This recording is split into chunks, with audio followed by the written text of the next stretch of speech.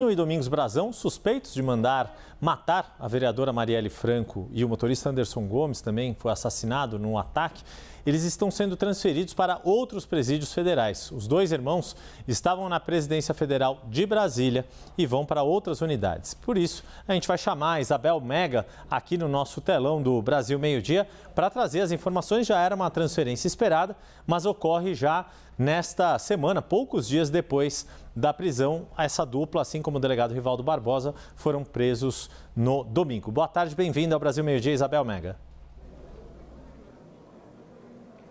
Oi, Yuri, muito obrigada. Boa tarde para você também. Olha só, o Domingos Brazão foi enviado para Porto Velho, Rondônia. O irmão dele, Chiquinho Brazão, foi enviado para Campo Grande, Mato Grosso do Sul.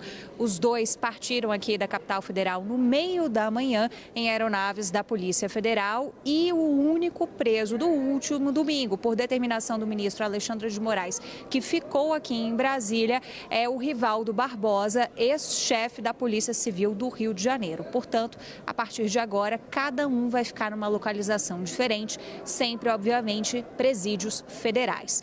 Enquanto isso, do outro lado, aqui na Câmara dos Deputados, você tem muita expectativa sobre qual vai ser o futuro político do deputado federal Chiquinho Brazão, que foi expulso já no último domingo do União Brasil, está sem partido, portanto, ele que é do Rio de Janeiro. Agora há pouco, a gente confirmou que o Conselho de Ética da Câmara recebeu a representação que foi protocolada pelo PSOL, partido de Marielle Franco, pedindo a cassação do mandato do parlamentar. Então, a partir de agora, essa é mais uma nova frente que começa a entrar nos trâmites aqui no Congresso Nacional, com expectativa, portanto, de que já na próxima sessão, segundo o presidente do Conselho de Ética mencionou para a gente, o relator desse pedido de cassação do mandato do Chiquinho Brazão já possa ser escolhido. Como é que funciona isso basicamente? Eles definem uma lista tríplice, um sorteio, e a partir dessa lista é que esse relator é designado pelo presidente do Conselho de Ética e daí para frente tem todos os trâmites.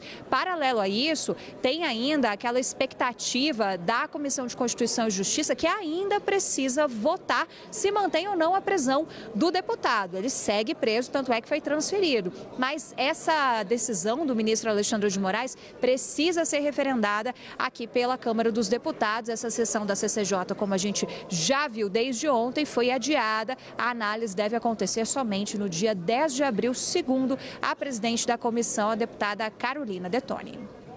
Quer dizer, isso dentro daquele prazo que Arthur Lira até havia estabelecido e explicado ontem, né, Isabel? Porque só para a gente arrematar um pouco mais, então a gente tem dois caminhos agora. A questão da prisão de Chiquinho Brazão, que ainda depende de um referendo do plenário, no mínimo 257 votos, por isso toda uma preocupação para que de fato tenha esta votação. Se tiver 256 votos a favor da manutenção da prisão, ele tem que ser solto porque não cumpre a maioria absoluta. E outra questão que a Isabel Mega trouxe já a informação mais recente, que o processo, o pedido, aliás, a representação do PSOL para a cassação do mandato acabou de chegar ao Conselho de Ética da Câmara e, portanto, o deputado Leur Lomanto Júnior, que é o presidente do Conselho de Ética, pode convocar o colegiado para fazer a designação de um relator, um deputado que vai fazer um parecer para que o Conselho analise e isso depois ir para o plenário. Dois caminhos em paralelo, né, Isabel? Nessa específica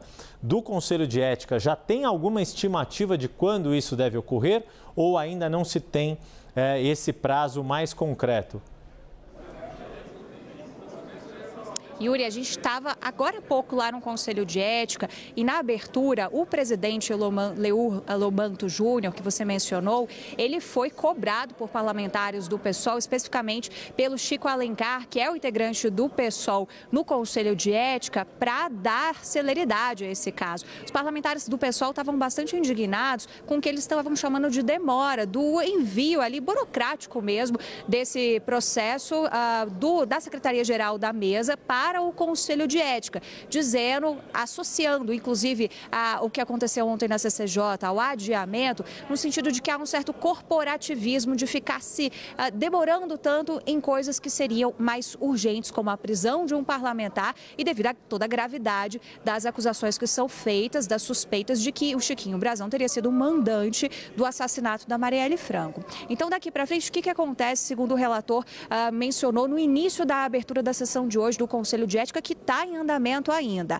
Na próxima sessão, ele já deve designar esse relator a partir dessa lista tríplice que eu comentei com vocês. A partir daí, começam, então, todos os trâmites. Tem alguns prazos regimentais de 45, 60 e 90 dias úteis. Então, não é um processo imediato, como deveria ser, por exemplo, o processo relativo à situação lá na Comissão de Constituição e Justiça, que é sobre a prisão e não sobre a cassação do mandato. No Conselho de Ética, a coisa é um pouco mais lenta, mas a intenção, ainda assim, é tentar dar um certo protagonismo a esse caso, por conta de toda a gravidade. Então, o que o parlamentar que preside o Conselho de Ética falou é de que já na próxima sessão do Conselho, ele pretende já designar esse relator. Agora tem um detalhe, semana que vem vai ser uma semana mais do que parado, um paradeiro mesmo aqui na Câmara dos Deputados por conta da finalização do prazo da chamada janela partidária, aquele troca-troca de partidos de quem vai ser candidato nas eleições municipais, que, claro,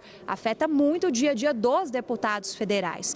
Ainda assim, ele está dizendo o seguinte, olha, para abrir o Conselho de Ética, não precisa tanto quórum assim, então é possível que a gente já consiga dar andamento nisso na semana seguinte. Mas ele tinha falado isso antes desse pedido chegar, o que acabou de acontecer. Então pode ser que daqui para tarde algo mude em relação a isso, Yuri.